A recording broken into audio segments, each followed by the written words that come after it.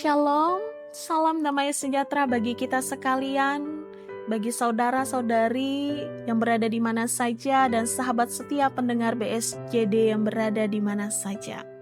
Pada kesempatan ini, kita akan bersama merenungkan kebenaran firman Tuhan bersama dengan saya, Pendeta Octavia Pratiwi STH, yang bertugas di Resort GKE Buntoi Penda Alai. Baiklah, sebelum kita bersama-sama merenungkan kebenaran firman Tuhan, mari kita bersatu di dalam doa merendahkan diri kita di hadapan Tuhan. Allah Bapa kami yang Maha Kuasa, kami bersyukur atas kesempatan untuk mempelajari firman-Mu. Kami memohon Roh Kudus-Mu untuk menuntun kami dalam memahami kebenaran-kebenaran yang terkandung di dalamnya. Bantulah kami untuk tidak hanya mendengar, tetapi juga untuk melakukan apa yang Engkau perintahkan. Berikanlah hikmat dan kekuatan untuk menerapkan firman-Mu dalam hidup kami. Dalam nama Yesus kami berdoa. Amin. Pembacaan Alkitab kita pada hari ini terdapat di dalam Yesaya pasal 27, ayat yang pertama sampai dengan yang ke-13, di bawah perikop Israel diselamatkan. Namun pada kesempatan ini izinkan saya membacakan ayat yang kedua dan yang ketiga. Pada waktu itu akan dikatakan, bernyanyilah tentang kebun anggur yang elok. Aku Tuhan penjaganya, setiap saat aku menyiraminya, supaya jangan orang mengganggunya, siang malam aku menjaganya. Saudara-saudari sekalian yang dikasihi oleh Tuhan dan sahabat BSJD yang berada di mana saja, saya akan membawakan kita dalam tema perenungan hari ini dengan judul yaitu Janji Tuhan. Seperti yang kita ketahui bahwa umat Israel adalah umat pilihan Allah. Pada pasal-pasal sebelumnya dalam kitab Yesaya, kita melihat bagaimana umat Israel mendapatkan hukuman-hukuman dari Tuhan dan mendapatkan disiplin dari Tuhan. Tuhan mengizinkan bangsa lain untuk menindas Israel. Semua itu terjadi karena dosa dan pemberontakan bangsa Israel. Namun kabar baiknya, dalam Yesaya pasal 27 ayat yang pertama sampai dengan yang ke-13 ini, kita justru melihat ada janji Tuhan yang indah bahwa bangsa Israel akan diselamatkan. Bangsa Israel akan mengalami restorasi atau pemulihan. Seperti yang telah kita baca bersama-sama tadi di dalam ayat 2 dan 3, yaitu ada sebuah janji bahwa Tuhan akan menjaga kebun anggur dari perusak dan pengganggu. Karena Tuhan tidak akan membiarkan lagi bangsa Israel diinjak-injak dan ditindas oleh bangsa lain. Karena Tuhan sendirilah yang akan menjaga, merawat, dan menyiramnya. Artinya bangsa Israel akan menjadi kebun anggur kesukaan Tuhan. Dan tidak hanya bangsa Israel saja.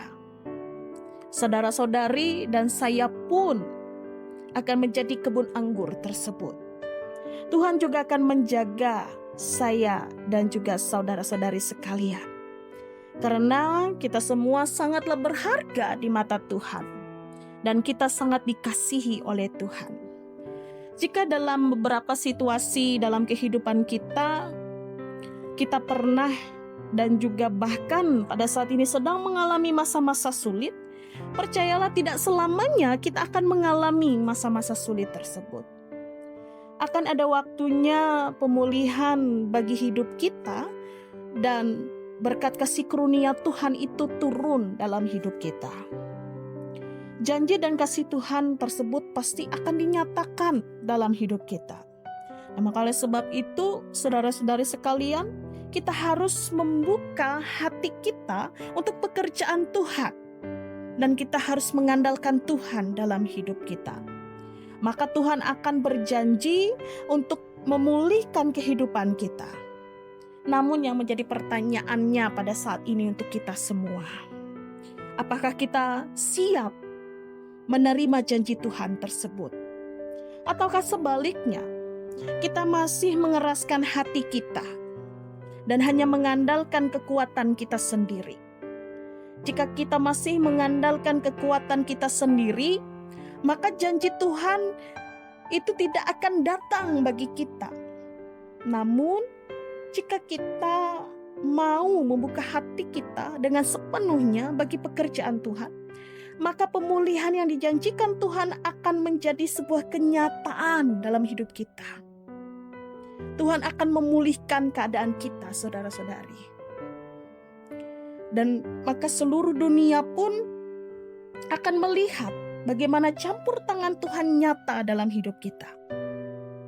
Tidak hanya secara rohani Tuhan akan pulihkan hidup kita, tetapi juga secara jasmani Tuhan akan pulihkan kita. Yang sakit pasti akan Tuhan pulihkan. Mungkin juga bagi kita yang mengalami sebuah masalah relasi yang buruk dengan sesama kita, Tuhan juga akan pulihkan. Dan demikian juga mungkin pada saat ini bagi kita yang mengalami masalah dalam finansial. Percayalah, ada kalanya Tuhan juga akan pulihkan. Asalkan kita mau membuka diri kita untuk janji Tuhan. Nah, oleh sebab itu, saudara-saudari sekalian, saya mengajak kita semua untuk kita percaya pada janji Tuhan dan mau membuka hati kita dan senantiasa mengandalkan Tuhan. Tuhan Yesus memberkati kita. Amin untuk firman Tuhan. Baiklah, mari kita bersatu di dalam doa untuk kita mengakhiri perenungan kita pada hari ini. Allah Bapa kami yang bertahta di dalam surga, terima kasih Tuhan atas kebenaran firman-Mu yang mengingatkan kami akan janji Tuhan yang sungguh luar biasa dalam kehidupan kami. Kami percaya Tuhan, dalam keadaan apapun kami, Tuhan bersama-sama dengan kami. Tuhan akan memulihkan keadaan kami menjadi lebih baik. Terima kasih Tuhan, berkati kami senantiasa. Di dalam nama anak-Mu Yesus Kristus kami berdoa. Amin.